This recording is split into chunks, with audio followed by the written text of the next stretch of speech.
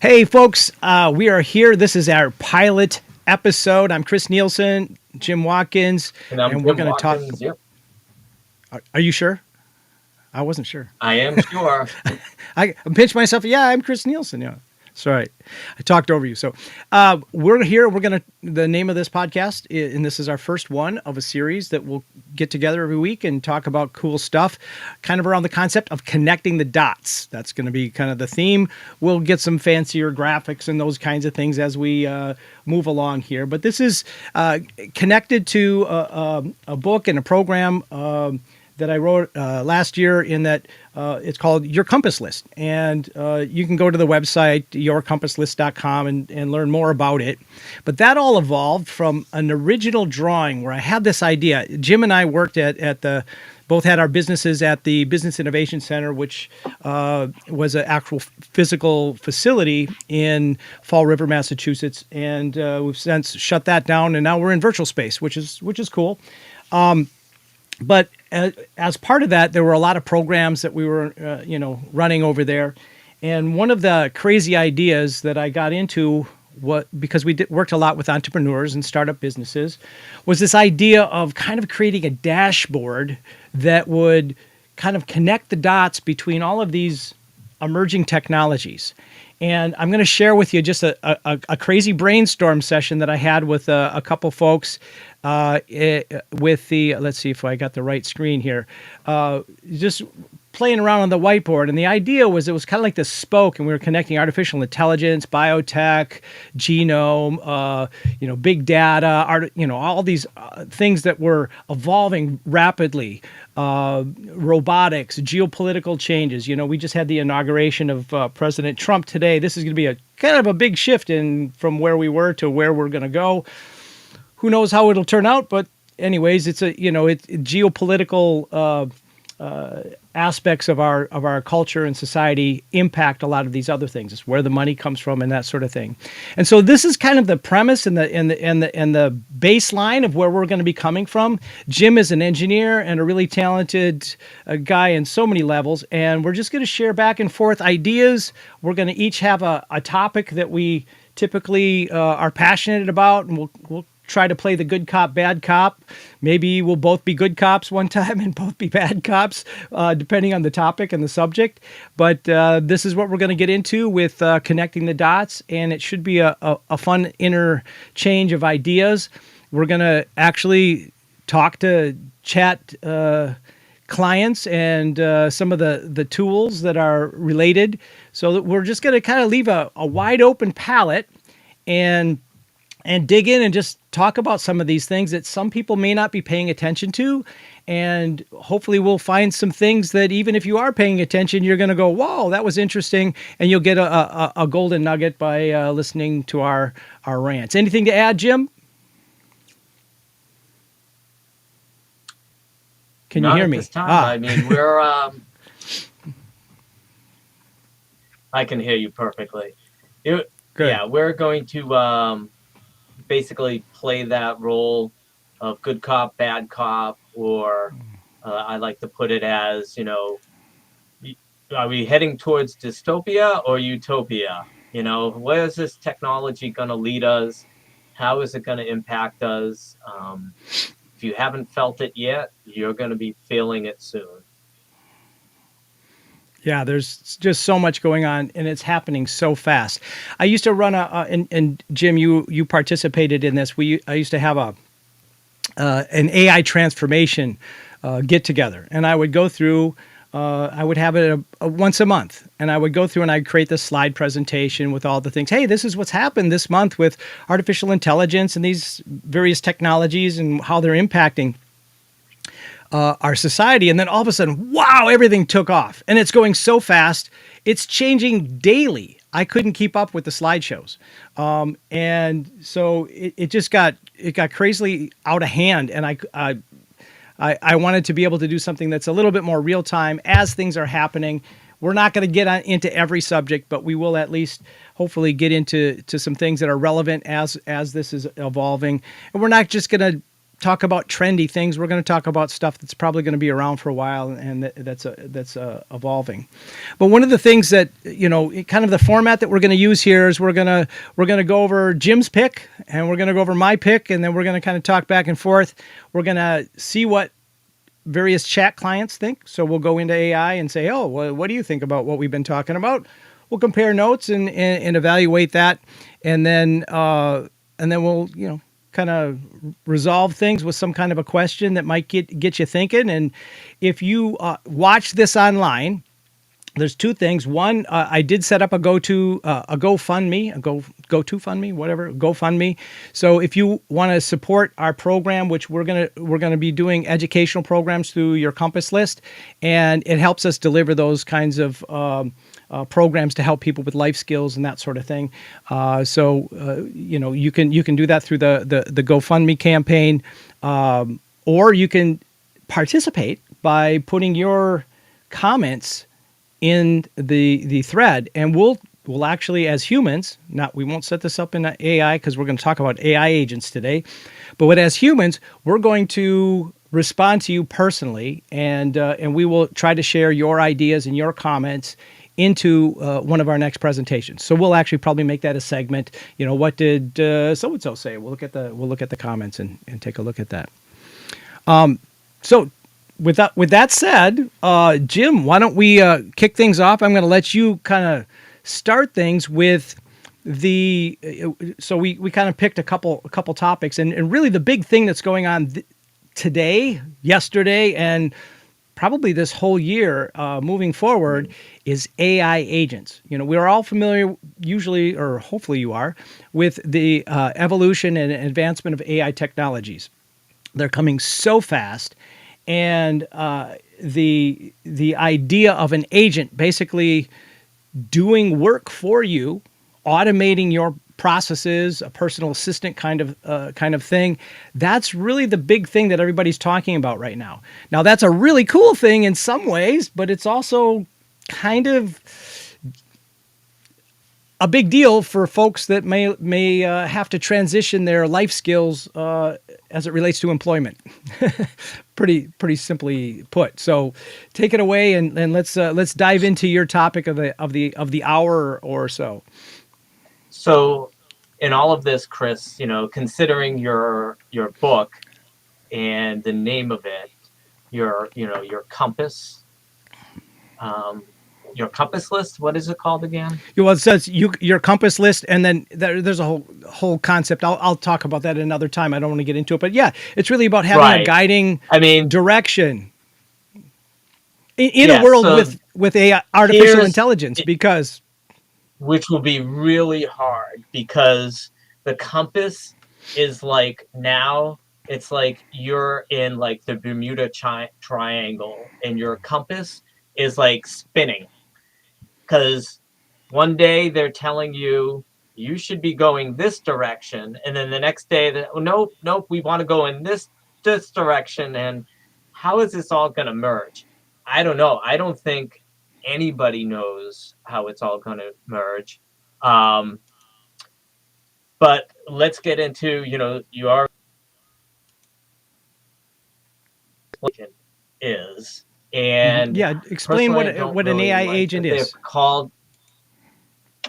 Yeah, so personally, I don't really like that they're called AI agents. Somebody should come up with a better name. When it comes to computers and I think of agents, I just always go back to the Matrix and, Mr. Smith, one of the agents of the Matrix. Not a very sinister character. Is he spying on me over here? No idea. There could be many of him. But an AI agent is basically, as what Chris said, they basically can automate your processes. So let's say you have, whose customer calls in and they need some information. That person who's on the phone with them doesn't have that information. They have to go either look it up or go talk to somebody else or forward the call to somebody else to get that information. So what an AI agent does is it takes all those multiple tasks that had to be done, and it basically will take over the roles, all of those roles, everything that it needs to, who needs to pull the information, um, and that'll be based on what data your company has. So your company collects a lot of data about customers, about their products, and they put them into different databases. For one of the great advantages of these AI agents is they can very quickly go find that information for you.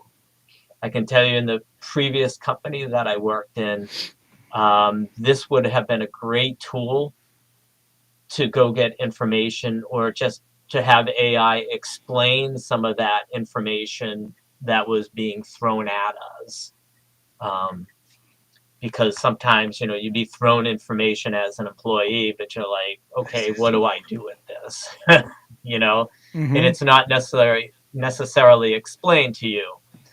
So that's the big thing is, these AI agents can do many, many tasks very quickly, um, that can be might be very redundant, might be very tedious tasks, or, one of the things I think Japan has discovered in healthcare is that AI and robots in general, when used in healthcare, can actually people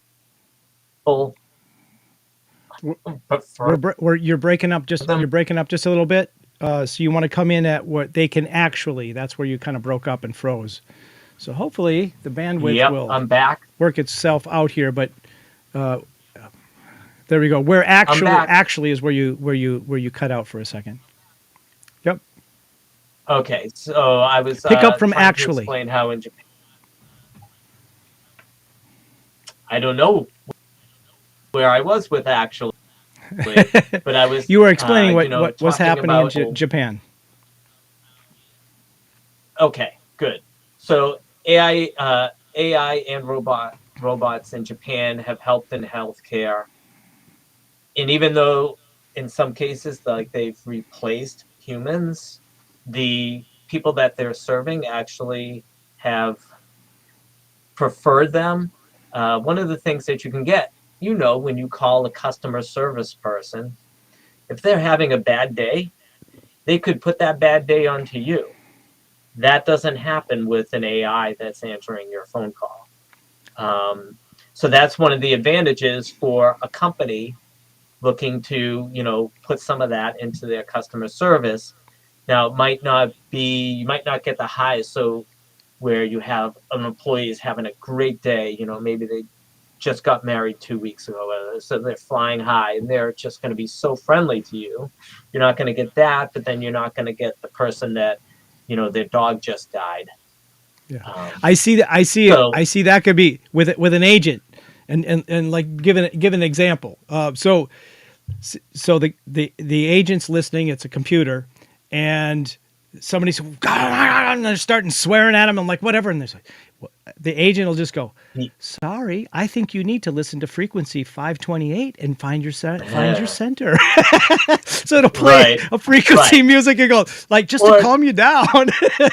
or you the know agent, or the AI agent's just going to completely ignore your mood and just basically try yeah, to help you. exactly. Even when you're conversing, and you've probably noticed if you've gotten frustrated, and I've done this with like Gemini in debating philosophical issues with Gemini, it always comes back very cordial to you. Everything is very cordial. It doesn't, you don't get much attitude. Now, maybe that's different with, I hear Gronk. I think that's what you call it. Grok. Grok Grok, is yeah. different, that it's more combative. But, Well, it's just like you can't get nasty with Siri. You can't like say because he'll say oh, I'm not well, pro. It won't it won't get into that. But you can say I love you and things like that, and it'll respond with things. But one of right. the examples that is really popular right now, and this is part of that information overload that's going on. but it's really popular in the social marketing because that's a tedious job. You got to sit there, you create a meme, and then you put it out there, and you write a comment, and you do all this, and you've got to Yeah. map that out. Well, artificial intelligence, and I was exploring this. I might do that to help promote this, not to overwhelm people, but just for communication and getting the word out when we have an episode. Or there's some important information related, the thread of conversation in the community that we hope to build around these topics. But what you can do, for example, is I think it's make.co or something else. I'll get the link and I'll push it out there. But you can say make.io. .io, yes. So what it'll do is it'll go out and it will say, you can say, go out and search the internet for this information, or you can tie it to a news feed, for example, that's talking about all tech related to robots. Okay. So now what you want to do is you can tell it to go out and get that information, then summarize it into essentially, little meme length tweets, kind of a thing. Then, okay, now take this list that it can connect to a spreadsheet, say in Google Docs, and then put that information in there, and then you can set up another routine that would then go and grab that information and create memes based on that, with an artificial intelligence like Sora or something like that, and it will grab that, it'll create the memes for you, and then it'll take the post information with whatever relative data points that you've specified, and it'll put that into a social post that you can then push out into everything from Twitter to Facebook, LinkedIn, whatever. Now it can go out there. Now you can also do a whole scientific aspect of this where you can A/B test. So you can have, here's meme 1 that goes out. Well, that didn't get much. And then we try meme number 2. Well, that got more attention. So you can really get down to a scientific evaluation process. And then you could have the AI modified and automated so that it automatically does this. You're basically creating a digital twin of yourself using AI agents. My question would be is, if everybody has AI agents and they've made digital twins of themselves, and all those digital twins are the ones talking on social media, you're not talking on it because your digital twin is, and he's replying to it. It's like, okay, to another digital twin. What's the point? Exactly. So, yeah, that's like that's like that old thing. Right. That's the whole thing. I'll have my people call your people. I'll have my AI talk to your AI. Like, we'll hook up over sushi.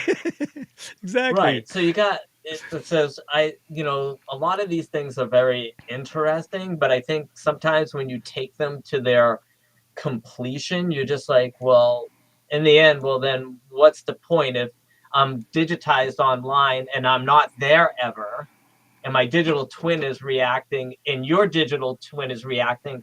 We're really not interacting with each other anymore. Yeah. It's our digital twins, and then they might give us a summary at the end of the day. Well, here's how many times I interacted with Bill over here, and we talked about this and that. Yeah, but, and it sends it to your watch. Sends it to your watch. The good about AI agents is that they will dramatically increase productivity across workflows when they're fully implemented. I think the bad is going to be it's going to pull us further away socially. We're already two people sitting at a bar, they're looking at their phones, and I'm like, are you guys talking to each other? By their phones, you're sitting across from each other. Right. There's a distance because they're in different worlds, even though they're sort of together. You're going to create more distance. It's just, right. I see a lot of interacting. In this, I like to bring some of these things back to fundamental things about life. Like you have to ask yourself, maybe this is part of your compass. You have to ask yourself, what are the most important things to you that you value in your life? These are going to increase your productivity immensely. But at least in the beginning, they might not. They actually might make your job more because you're going to have to learn how to use these tools. And and the videos that I've seen, they present it off as being so easy to set up. But when you actually go to try to set up, you start to realize, well, this thing doesn't communicate well with this, and I have to use this with this. So yeah, you end up jumping through a whole bunch of different hoops just to try to get things to work together. And this is Well, why it's there are a lot of companies now that are set up. And this is one this pod this lady on YouTube, Julia McCoy. She has this great video called "The Army of One," and her company basically helps helps people deploy these AI agent armies, basically with only one person. Yeah. Well, that, see, and that's interesting because the people that, so I'm going to back up to my book as it relates to this.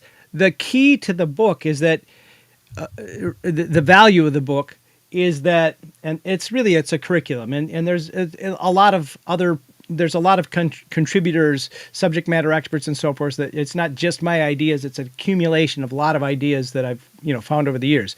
But the whole idea is that if we know ourselves and we're centered, and we have a good assessment of our current skills and the skills that we might need, and where we want to go in our lives, if we have a baseline, basically centering ourselves, right? If we're really centered and grounded and confident and comfortable, we're going to be able to adapt to a world with artificial intelligence much better.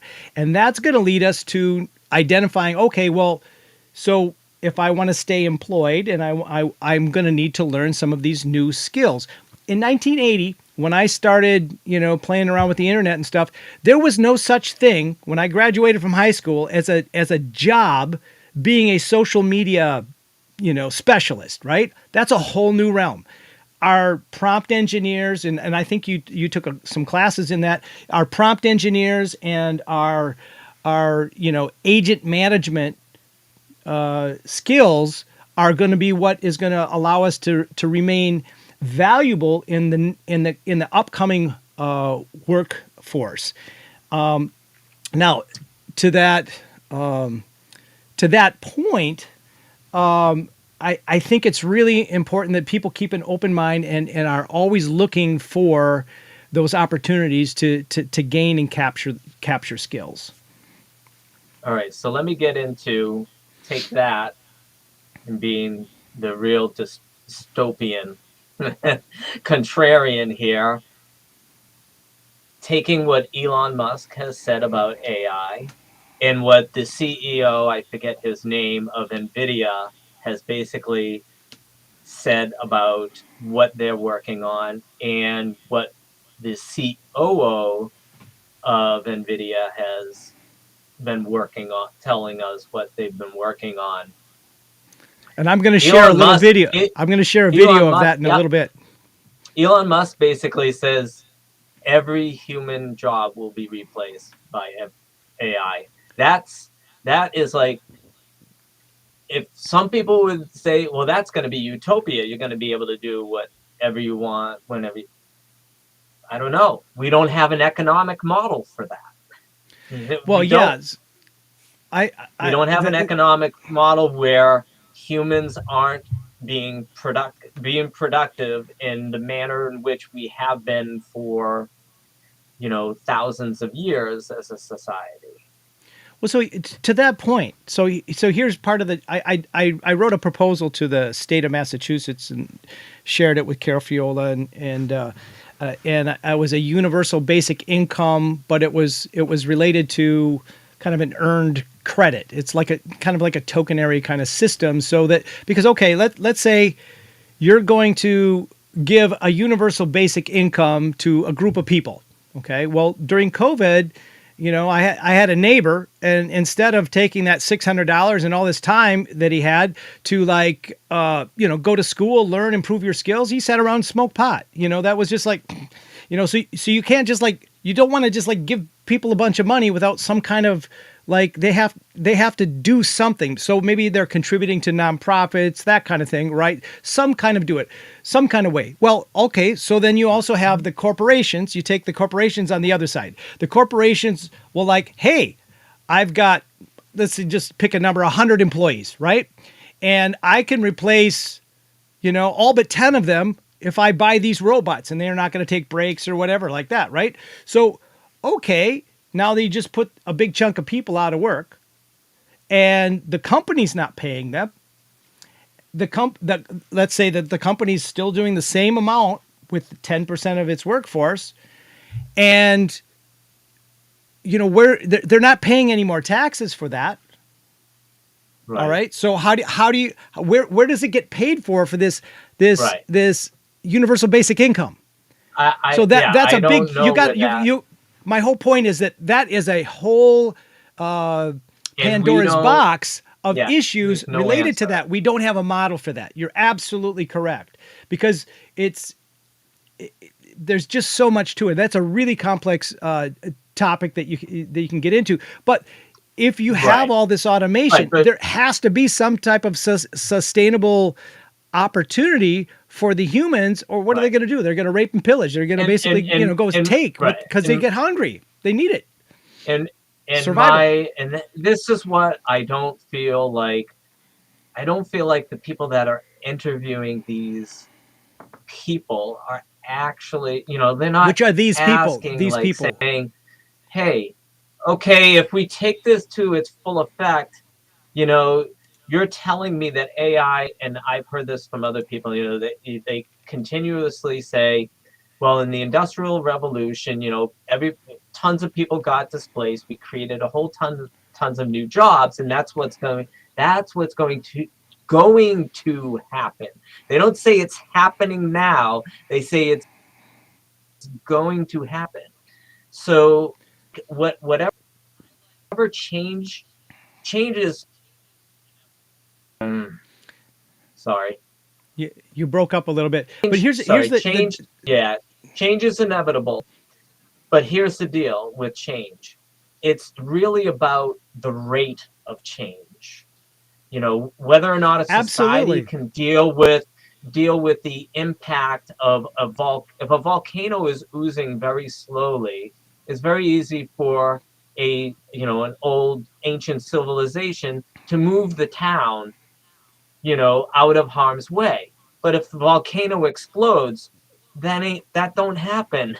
The town is obliterated. Pompeii, it's that rate of change. The boiling frog, that whole thing. Correct. It's the rate of change. And I think in essence, we're in almost like the boiling, to take it to the whole dystopian, we're almost in the boiling frog thing, because people just not realizing that that under the hood of all of these, like these AI agents, there is massive potential. I want to say potentially massive layoffs coming in the millions of people very quickly due to these automations, and we don't have an immediate solution that is doing new jobs, because all the new immediate solutions, like Amazon, is going to be making new buildings, of course, but they're going to be fully automated, so they're not putting in more humans. You're not putting in a ton more humans to do that. So totally. This is where, to me, I want to ask these people, show me where are all these new jobs. And in our next segment, there are some. There are some. Yeah. To answer that question, there's, like we were just talking about, a couple of prompt engineer and some of these other people that are understanding some of these tools. That's not going to be for everybody. And the same time, there's also the people that are doing the YouTube channels and that kind of thing. But the point I want to make before you finish is that Jeremy Rifkin has a couple great books, really talented forward thinker. I think it's the Third Industrial Revolution, and I forget the names of great books. Just look up Jeremy Rifkin, brilliant leader. Read a couple of his books, but he talks about this idea that in the last Industrial Revolution, we went from agriculture to manufacturing, right? That's pretty simple. Right. You're out farming and then you come in and you're doing a factory job and it's repetitive and that kind it's a really easy ramp up. Okay. But we're going from people that are getting out of high school with limited skills enough to maybe work at a Dunkin' Donuts, which is also those jobs are going away, but whatever. They're limited skills. I'm not putting down all the young kids, but there's a good chunk of young folks that are going like, well, what am I going to do? Robots can do all this stuff faster than me, and it's kind of like getting stupid. Like a calculator makes you stupid. You stop thinking about doing the math in your head or on paper, but they have to go all of a sudden and be an automation technician. And and we were talking about the job of doing these automations for agents, which is the topic of this agents. That takes a lot of thinking. That really takes an incredible amount of strategy and information and knowledge about social engineering to get that right. It's not a really easy thing. That is an engineering task. It's like a schematic. You're hitting on a great point, and this is one of and we can get into this segment well into my discussion with ChatGPT and more so Microsoft Copilot about this whole topic about job displacement. And I was talking about, how in the creativity field, that a lot of people are getting displaced because, graphic designers and people like that, because I can just go to all those image generators, and even now there's 3D model generators. There's all these things that AI can generate very quickly for people. If I want a logo, I just tell it, this is what I'm looking for, this is how I want my logo to feel when people see it, how I want people to feel when they see it. And you can get really a lot of work there done very quickly without having to pay someone. Copilot says, well, there'll still be room for people that are highly, critical thinkers, as you have just mentioned. You need all that critical thinking, and unique. And I point to Copilot. The very definition of unique means that there are very few of them. So that means there's going to be very few people that have these unique abilities. Otherwise you're not unique, right? Well, but there's another. Go ahead. When you get into arguments with some of the AIs about these topics, because they're basically saying a lot of the stuff that you hear from like the CEOs of these companies, saying, well, people have to be critical thinkers and they'll have to create unique content and they'll have to do things that are uniquely human, even though AI is doing a lot of the things that were uniquely human, like creating art was pretty much uniquely human.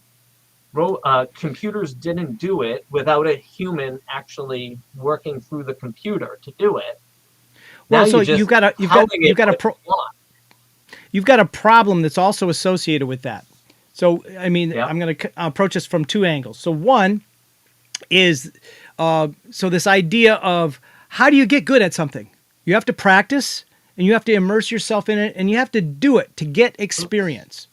So, for example, to be an electrician, you've got to be a journeyman, you got to be an apprentice, and then eventually you get to be a licensed electrician.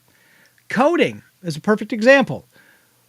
To do some of this high-test coding work that a lot of the people are doing at many of these companies, the AI companies, the top talent in the world's working on this. Everywhere right now, it's a scramble, right? But even Sam Altman was saying, coders are going away. Everything is going to be done. Right. I think it was actually and the CEO of NVIDIA says it's their job. Yeah, it's their job to make sure that you don't have to program. Yeah. Mark Zuckerberg. I don't know why I went to a blank. But he was saying the same thing, where you're going to have an engineer level, a senior engineer level coder in an AI agent. Well, so two things with Yeah. that, okay? Who's really double checking the work and really understanding it?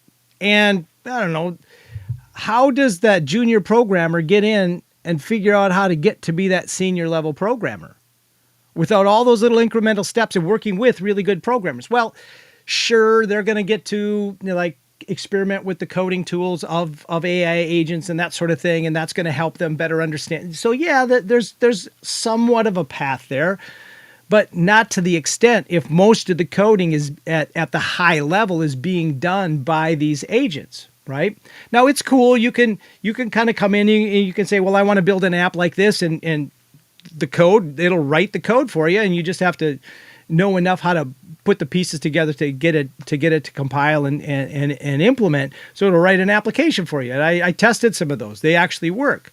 But the challenge is really that ramp up to get to that senior level. On the flip side of that, for example, there's a lot. You mentioned creativity.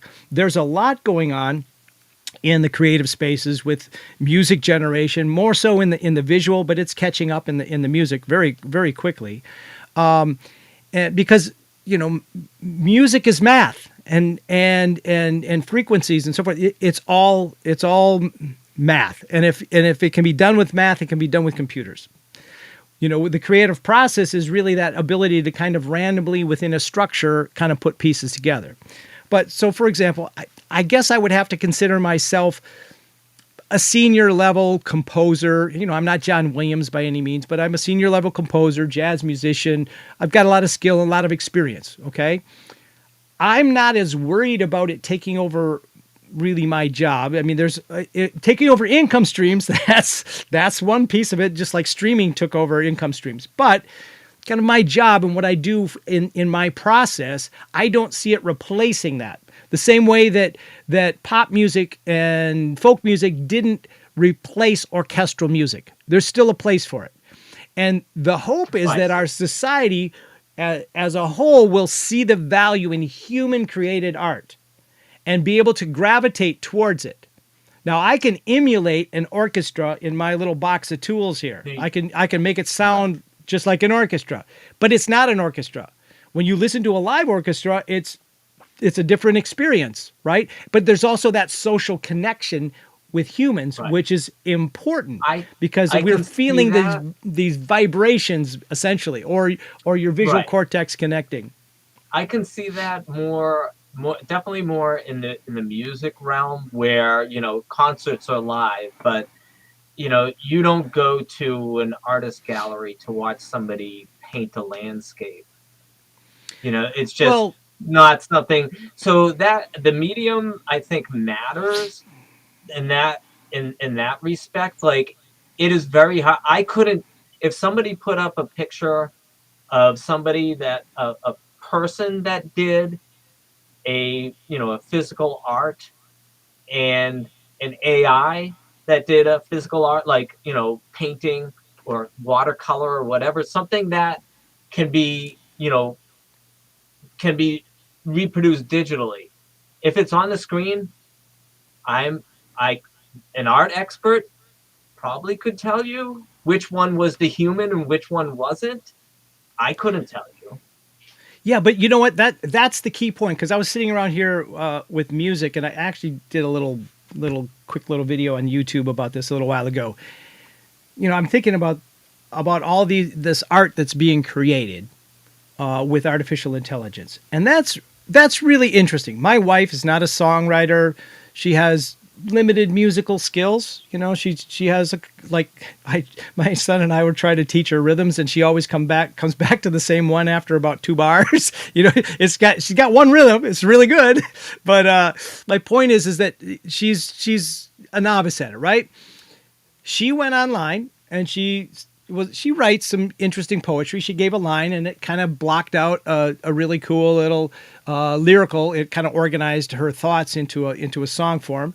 And then it put music to it, and it was pretty damn good. I know how much time it would take to go and take a song, write it, create it, put it together, produce it, and put it out, and then be able to listen to it. Right? That it's a time thing. She did it in about 15 seconds. It's pretty amazing what some of these tools can do. At the same time with that, and I think that's going to be fun, and it's going to help people express more But creative ideas, and we're going to be flooded. she couldn't take a physical drum set and do No, that, but and she and couldn't this is take a guitar and do that, yeah, and well, and that's a this is huge difference. exactly, but this well, she's learning to play the harmonica in the car. I love her. Anyways, my point is the that I think it's gonna where it's gonna like I said, the orchestra survived. Even though they've got great recordings of strings and you can create and emulate that, there's nothing like a real orchestra. Okay, there's nothing like an acoustic piano. I've got all kinds of piano sounds, probably 150 piano sounds, not even synths, just real piano. But my real piano, there's nothing like it in comparison. It's just it's a different environment being an acoustic instrument. That same thing is going to transcend into from an art perspective. My father's an oil painter. Okay, now he takes pictures and he puts it out, and it's digital works, and he creates a workbook, when he does his shows and that sort of thing. But that original oil painting, that's one of a kind. Okay, that live performance is one of a kind, and you were there to experience it. Or if you choose to buy the art instead of an NFT or you got this digital copy of 500 limited copies of a print or whatever, you've got one original. And I think that's going to kind of increase the value of those, like you were using the word unique.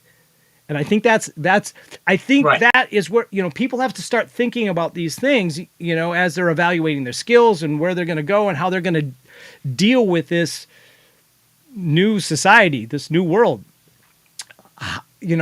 Come from your center and find where you can add value and where you can dig into your expressive capabilities to do something unique. And it might not even be in art. It might be in, Right. certain ways of helping other people. It might be in community outreach and charity. There's all kinds of things. But if people can dig into that, it's a parallel concept to that creative spirit and that energy. I think that'll be really important. I no, I would fully agree. I mean, it's going to be again, the whole uniqueness of it makes me think, yes. So for the person that's fantastic at doing that, the ones that fall in the average category, that they're going to find life, I think, pretty difficult.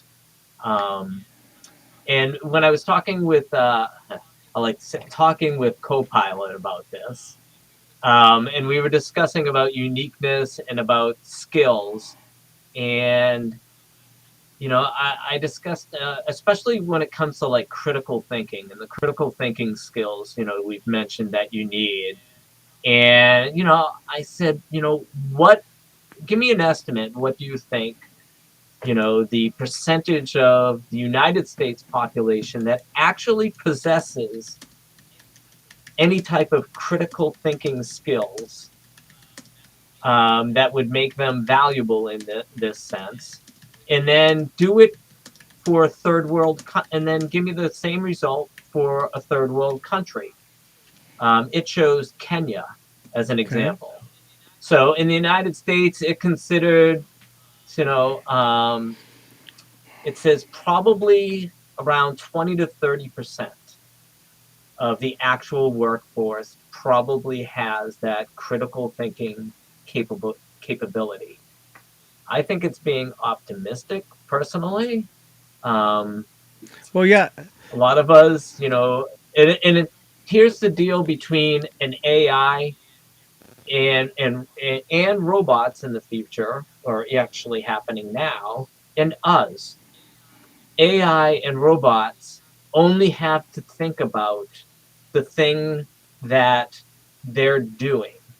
I see where you're going. You can only ignore having to eat for so Or long.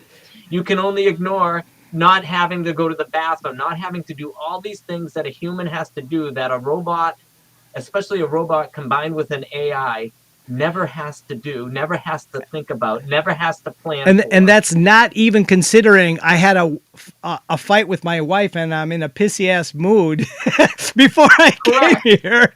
It's like Correct. So now that's all going through your mind totally. too. Yeah. You know, humans have so much more going on than these AI, artificial intelligence agents and robots. Then we have so much more going on in our lives, and that's just, how we were Hmm. created. Now we've created tools, and future, possibly future sentient beings, if they become AGI, that don't have this Yeah. baggage, Well, you so know. so let's put a button on this because we're going to come back. We're going to probably talk about this Yep. many times because this is the agents is a big thing this year. So we're going to talk about agents again Yep. and again. I think the best advice that we could give to anybody listening to this is really, tune into yourself, center yourself, figure out what do an assessment. It's kind of like in business, they do what they call a SWOT analysis: strengths, weaknesses, opportunities, and threats. Yep. Okay. You need to Consent. really dig in to Right. do that for yourself. Dig in deep and figure that out because that's going to give you, like Jim was saying, the compass is spinning, but it's going to give you a reference point to go, okay, we're stopping the needle right now, and at least I can go in one direction and start making some progress, and then be prepared for moving forward. I- Right. And I hope with that and the compass that everybody who's leaders, you, we've got to start having sympathy for people, because and empathy for them, because they're going to be spinning from one career to the next career to the next career over the next 5 to 10 years. That's going to happen to them probably several times. well, the people are And just saying, well, just get a job, just get a job ain't going to cut it you anymore. saw me biting my lip. I'm like, I'm like, good luck. We have a new administration, and it's a very different paradigm shift from where we were.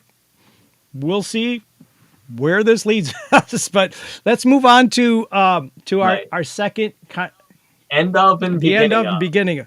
Oh, do you want to? Well, I've been talking about my chat with Microsoft Copilot, basically, Okay, if we can, let's do that quick and because and I I don't went want to get too through long them. here, and Sure. so people can digest this, and I still want to Right. get over to the other quick points. So, want you do you want to do the screen share really quick, and just we'll say, what does AI think about AI agents? And you talk to Copilot, correct? All Sure. right, so you Yeah, can screen share, I did. and we'll take a quick peek at this. Yeah. And then we're going to move on, and I'm going to have the Screen CEO share. of NVIDIA talk a little bit about some supercomputers that are coming, and that's a whole nother, as we're Well, that ought to be connecting interesting, the dots. because I've heard the COO. Don't give it I away. think it's Don't this give it one away. here. Want people to stick around. You got your All screen right. share? Well, actually, yours is the CEO. Yeah. Yeah, So let's go that's to. there. I don't know if you can see Yes, we it. can. All right. Oh, it's kind So of blur. Oh no, there we so go. I had a long conversation. I had a long conversation. And what's the high So level I summary? it so I asked basically, we have an avalanche of AI agents populating businesses to do all manner of tasks. We have AI proponents touting how this will create new AI generalist jobs. Basically people who can deploy AI agents for businesses. And I asked the question, so if one person can create AI agents to replace what hundreds or thousands of humans do, and it looks like every time AI goes into a new industry, it takes on many tasks once reserved for humans, especially mid and high level positions, how in the world does this add up to more jobs, not less? And so the Copilot basically says, you've raised some important points, and this is kind of the same thing I've heard from these AI chat bots, Well, basically. it's You know, like they talk he's about being a job politician. That's a really good question. He's not saying, you Yeah, freaking dickhead. What the hell are you asking that question for? How right, am I supposed to? right, It's not right, getting right, emotional. right. You know, and we've discussed some of this job displacement versus job creation, shift in job nature, reskilling and Hmm. upskilling. You know, I like to, nobody has, or very few people have secretaries anymore. So, what the computer and email did, it basically took the jobs of secretaries and receptionists and people like that and brought them to the people, to everybody else in the company. Yeah. So what they were doing as a one central thing was filtered to each person now has to answer their own correspondence, go through the mail, their own mail and Well, everything. to that point, Um, when you to going back, that's one of the big arguments for new yep, jobs that are going to be created. Well, we're not going to lose jobs. We're going to improve the efficiency and productivity of the people that are already there. Now that is good in right. some cases, But but not in but all. It's not. right, it did get rid of it did get it, it substantially impacted the jobs for secretaries. Conversely, also in engineering, when I went to school back in the early 90s, we had hand drafting. I don't know any company that has hand drafters anymore. Yep. About 5 years into the evolution of AutoCAD and Pro Engineer, all those drafters just disappeared because it was started to be, oh, well, you have this computer tool and oh, you can just generate on screen. So why you're doing the model, so now you can just do the drawing too. So it just so you in addition to seeing jobs go away, you see job or task Well, yeah, consolidation. like That so is going to be as a a big guy that thing. does a lot of AutoCAD work and I want to try to close on this point so we can get through this. But Yep. for example, when I was, and this was a few years ago now, they was like they were designing a new drone, flying drone.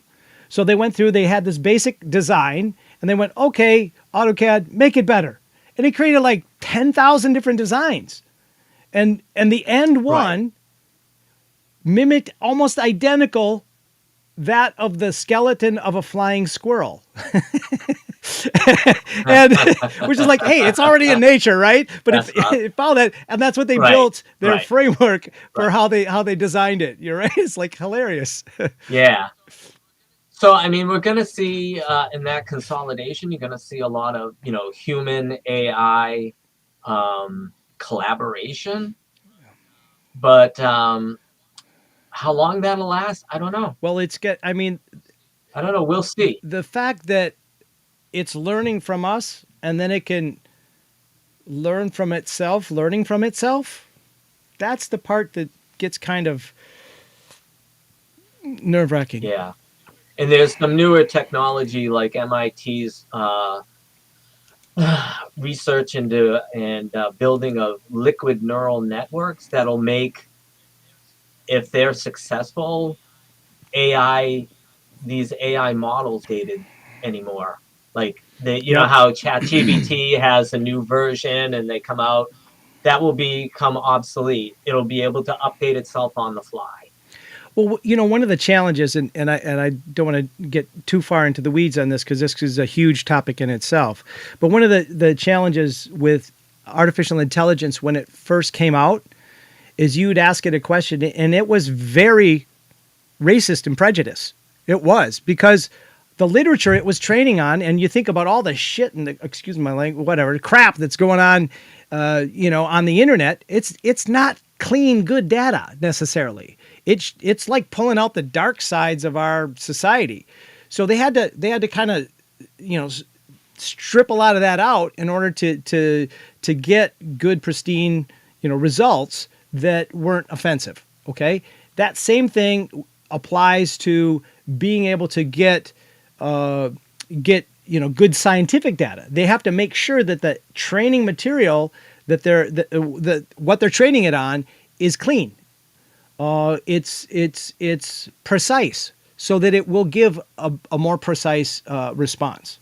And but yeah, I just hope that people will be paying attention to what they need to dig into the resources, and we're going to start sharing more of that information in the bottom of the comments for this podcast. So there will be more. I also wanted to share quickly the so the website for Your Compass List. I have on here a blog. Now I started all this back in 2023, and I haven't updated it, but I was exploring a lot of this jobs in AI. The landscape's changed in a year and a half, 2 years. So it's gonna be different, but I'm gonna be updating more blog articles and that information on here. We also will have there's a calendar in here. And where's the Learning Center event schedule? So in the calendar, I'm gonna be putting up when we'll be meeting, and we'll make this a regular podcast. So you can look at the schedule over here on Your Compass List and find the actual dates that we're gonna stream live as once we get a schedule in there. And then you'll also, like, you can find oops, not the one, like on the blog, we're also going to review books, and we'll put up other links and other information as a good resource for folks, so that you can really, tune into this topic, and hopefully we'll get a community of like-minded people. And if you want to participate and be part of this show, let us know, because maybe we'll, have a conversation with you and get your input and your ideas. But if not, please, put your information in the comments below this and in the YouTube channel, and we'll definitely respond in some way and get the conversation going. Hopefully, Which one? Hopefully, in the future, we might be able to have somebody like that, Julia McCoy, on. Yeah, we'll start just so I can pepper people like that with some of those hardcore questions. Yeah, and actually, we're going to get, maybe, like, what we'll do is, if we ask GPT a bunch of questions, we'll put that into, we can put that into a document that can be available, yep, and those kinds of things, so that people have other reference material to look at for that. We're just getting started, and we're going to get some good information out there.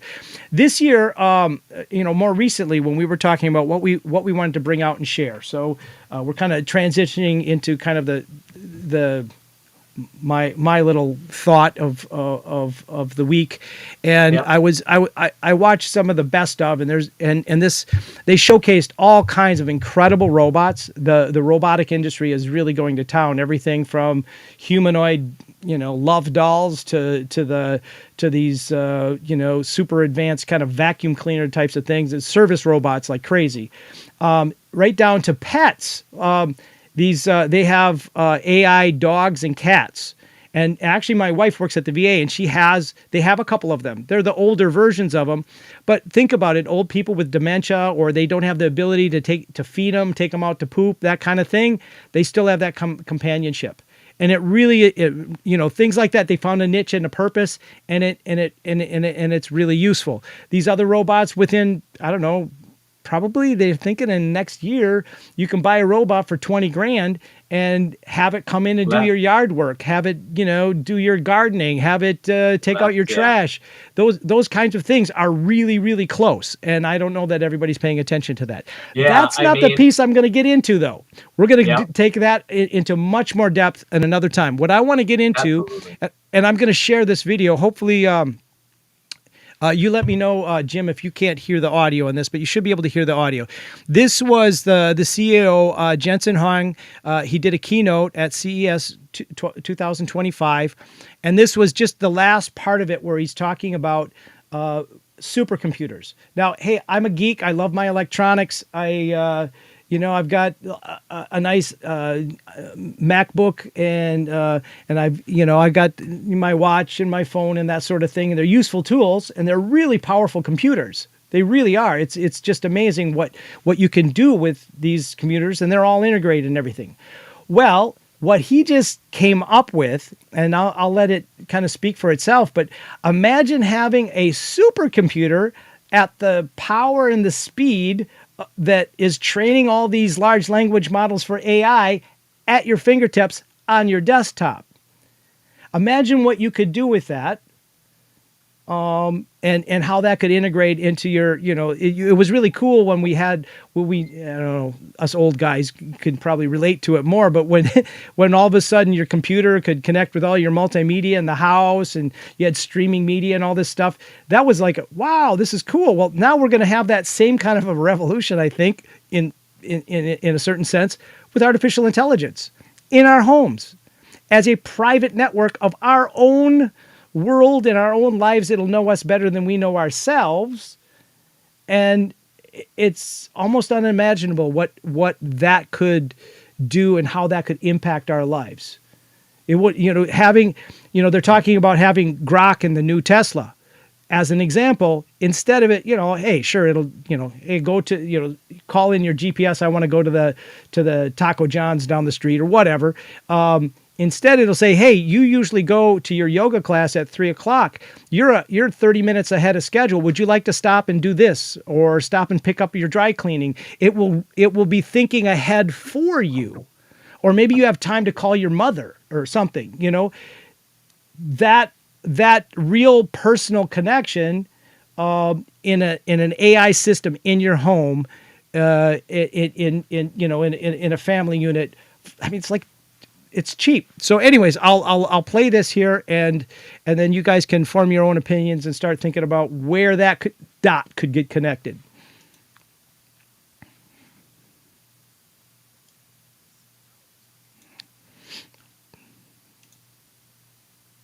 Oops, I'm sorry. Oh, great. Okay, so I have to switch browsers here. Okay, 1 second. I don't know why it does that on me. That's We kind are of a drag. experiencing technical difficulties. Pay no attention to the man behind the mask right over here. Mm-hmm. Okay. The Wizard of Oz. Hang on, I got to pause this and then start the other one. Where do we go here? We're going to swap, right? We swap. Where do we swap the darn thing? Click on it. There we go. Replace screen sharing with window, and then we come over here to this guy over here. All right, sorry about that. So we're on a new page, and I'll give a play. Can't hear it. How's that? Can you hear it? Barely. I don't know why.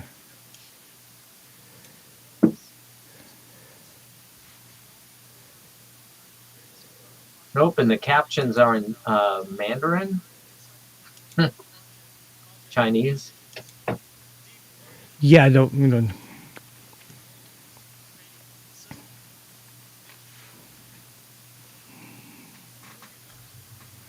You can hear them, but I can't hear them at all. Huh. Okay.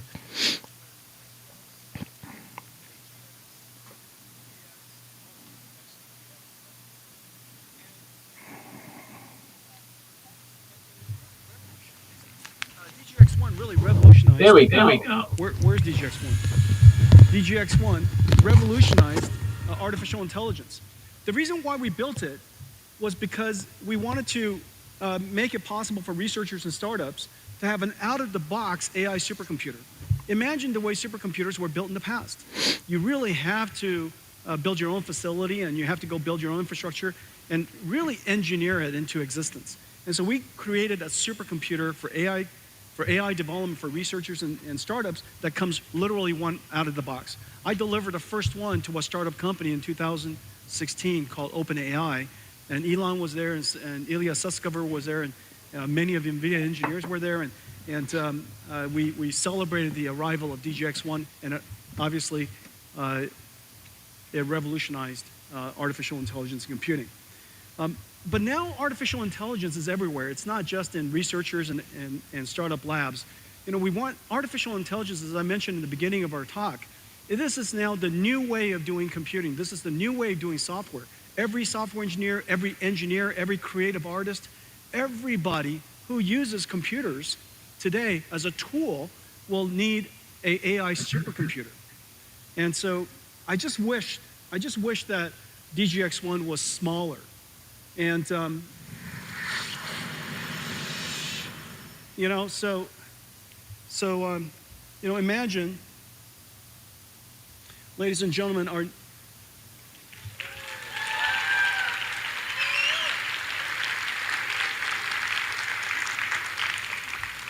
this is NVIDIA's latest AI supercomputer. And it's fondly called Project Digits right now. And if you have a good name for it, reach out to us.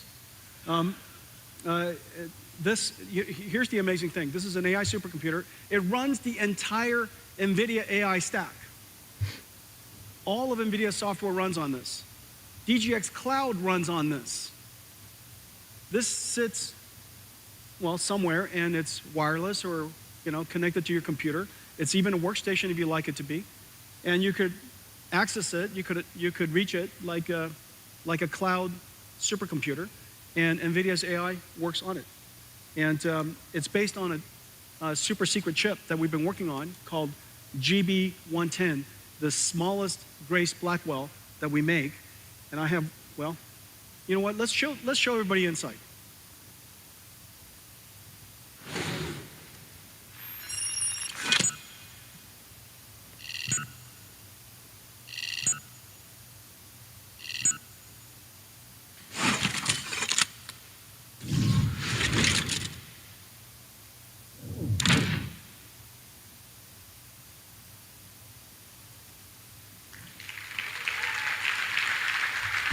It's just so cute.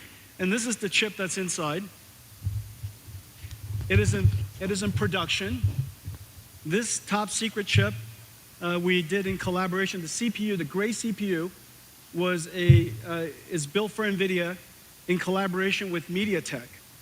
They're the world's leading SoC company, and they worked with us to build this CPU SoC, and connect it with chip-to-chip NVLink to the Blackwell GPU. And this little thing here is in full production. We're expecting this computer to be available around May timeframe. And so it's coming at you. It's just incredible what we could do. And it's just, I think I was trying to figure out, do I need more hands or more pockets? All right, so imagine this is what it looks like. You know, who doesn't want one of those? And if you use PC, Mac, you know, anything, because you know, it's a cloud platform. It's a cloud computing platform that sits on your desk. You could also use it as a Linux workstation if you like. If you would like to have double digits, this is what it looks like. You know, and you connect it together with ConnectX, and it has Nickel, GPU Direct, all of that out of the box. It's like a supercomputer. Our entire supercomputing stack is available. And so, NVIDIA Project Digits. So anyways, that's kind of amazing what they're able to deliver in computing. Now, with this, and we're going to run out of time here, so I'll just be really quick. If you take that advancement, think of it as a supercomputer, desktop computer that's cloud. You plug it into your internet, you've got a supercomputer at your fingertips. For what? I can't even think of something to do. It's kind of like when they came out with these, 10 terabyte drives. I'm like, well, I don't need that much space. I've been working with 120 gigabyte drive forever, and then all of a sudden, now you're doing video. I have a 16 terabyte drive that I, back up files with. But what it does is it opens the door for us to do things that we hadn't been able to do or really thought about doing with our computers. And what that'll be, I don't know yet, but people are going to have that at their fingertips. Now, if you take this whole platform foundational computing system at the desktop level, and then and that's a slow computer compared to the quantum computing. And we'll talk more about quantum computing, but they are so much faster, and they've gotten quantum computing down into very small chips. The main aspect of quantum computing that's challenging is really the temperature control and those types of pieces of it to avoid interference and so forth. But there's actually some new technologies that are improving that as well. But the qubits in quantum computers are also exponentially growing and getting more and more powerful. And I think the Willow chip just came out. We'll talk more specifically about that in another session. But this is huge, having this much computational power at our fingertips in our homes. Okay, so think about this. I just read a great new book. I'm going to see if I can remember the authors here. They wrote it. It's called Our Next Reality, and it's talking about the metaverse and how these new systems that will deliver completely immersive experiences, and how that's really going to change a lot for us. My eyesight's getting worse, isn't it? Peter Bernard. Oh, geez. You're just going to have to look up the title because it's too small here. I can't. Oh, yeah, there it is. Alvin Graflin and Louis Rosenberg are the authors of this book. And they really get into some important things related to privacy and how artificial intelligence already is getting invasive. But then you also have the ability then of reading facial gestures, and there's all kinds of other personal data that we should be concerned of. But it's a great book, and I see the fact that we're going from the simple, I want to say low resolution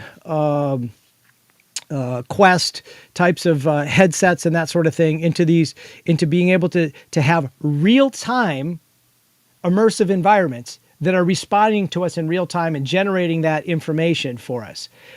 Imagine what that experience will be like. To that extent, I went and saw Robert Hood did this, or James Hood, I'm sorry, did this incredible presentation called Beautifica. And if you haven't, you can go check that out. It's in a Omni Theater experience with all these incredible geometric shapes and graphics and just beautiful stuff combined with beautiful music.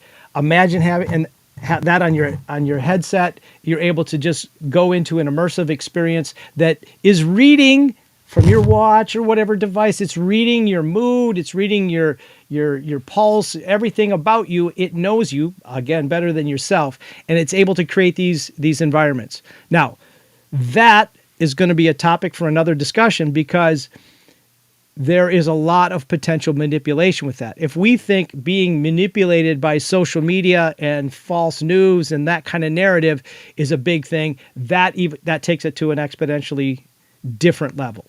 But we're going to save that for another topic or another time to explore and talk about, because we're running a little short on time today. Any other closing thoughts that you wanted to make about supercomputers and where that is all going? That is, I haven't really followed that as much as the AI, the whole quantum computing. The thing about quantum computing is the main thing to me that'll be a real bonus is you could basically have your data secure. I mean, completely secure in a quantum system. But the quantum systems can completely crack the non-quantum systems. That's not necessarily, because, like, for example, there's a lot of controversial. One of the other big topics, and we'll get into this another time, but because it relates to agents. Agents will have the ability, they can't spend cash, but they can spend cryptocurrency on your behalf and buy stuff and have it sent and whatever, depending on what you want to do with it. But with one of the reasons that cryptocurrency is still secure, even if they advance the quantum systems, is because they have two layers of cryptography. So you really have to get inside both of them, and one of them isn't available to figure out. So that's part of the security that's still there with digital currencies at this particular point. And there's plenty of other videos and stuff out there that talk a little bit more specifically about the crypto security. But that whole idea that you're getting on, I think, is really key in that you're going to be able to have, it's your personal data, it's your own space, even though it's it's going to be connected to the cloud, but because it's dependent on your local system that you have there's going to be a layer of privacy that you will be able to probably have, because it'll probably figure out some way to encrypt that data that would be going back and forth, because it'll have the power to do that. But that isn't quantum. This is just amazing supercomputers Right. that are working. Now that quantum level is just going to be a whole nother world. Was that the computer that NVIDIA released that was like $249? Was that it? I thought I saw last month NVIDIA had this like computer, it's like supercomputer that was like $249, and people were going gaga over it. That's a good question. I remember hearing about that too. I don't think that's it. It's the same. Okay. We'll have to find out. That's a good question. If you know it, put it in the comments below, and we'll find that. Yep.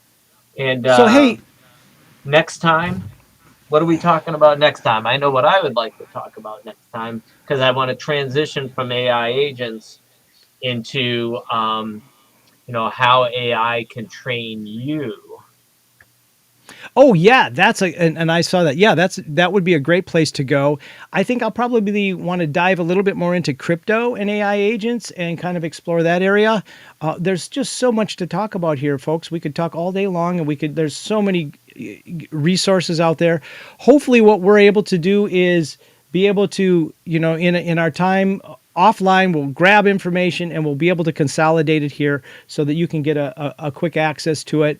And that's how we hope to add value to your life as a listener as it relates to this. Again, feel free to stop by at Your Compass List, and I will start putting more information up there. We'll have the archives for Connect the Dots in there.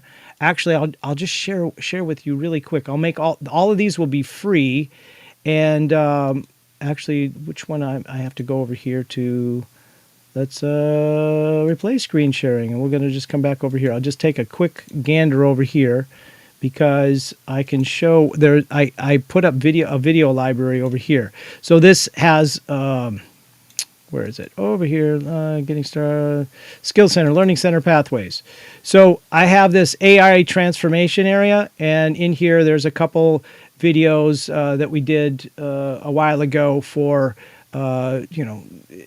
plugging in AI tools, and then one of the town halls that we had, and I think there's a video recording and that sort of thing. But anyway, so when you go into here, just like the life skills, you're going to see a variety of different videos that you can go to, and so take a look at that. This is where I'll start putting up the consolidating the playlist from here, and you'll also be able to go out to YouTube and check out just a straight playlist from YouTube as well. And as we talk about books and various websites and reference other YouTube videos, we'll put those links in the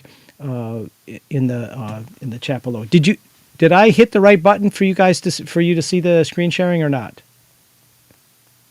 Yes. You did. I haven't. Not right now. You didn't. Oh, okay. So this is what I'm sorry. So in the because I moved the screen over, so I apologize for that. So you go to Learning Center Pathways. In Learning Center Pathways, there's a list of categories, and then in the categories. So under AI, I'll probably create a new one for Connect the Dots. But there's a variety of different paths in here, and you can go through there and see some of these, and then we'll have more information. So I'm just trying to consolidate all this information so you can go to one place and get it all. There'll be links here to the YouTube channel, and the YouTube channel link back to here, and that sort of thing. And then what we do with this is we actually put together cohorts, and people can get together and work in groups on, through the curriculum, as well as just access the free information. So this is what's going to be happening. This is our first time in getting together. I really enjoy talking with you as always, James and Jim James, Mr. Watkins. Isn't not Watson? Yeah, elementary Watson. Elementary Watkins. And I'm not walking either. Not there we walking go. Either. Well, I enjoyed having this conversation. We'll be back again on a regular basis. Weeks. And yeah, we'll just keep doing this. And hopefully we'll get some comments and be able to respond to that by the time we get together next week. Thanks again, Jim. Absolutely. Thank you all for watching. And we'll see you next time on Connect the Dots. This is where the outro music goes and the fireworks happen and all that stuff. But it's really as simple as I just hit that end stream button. Live long and prosper. Oh, you've got that on today, don't you?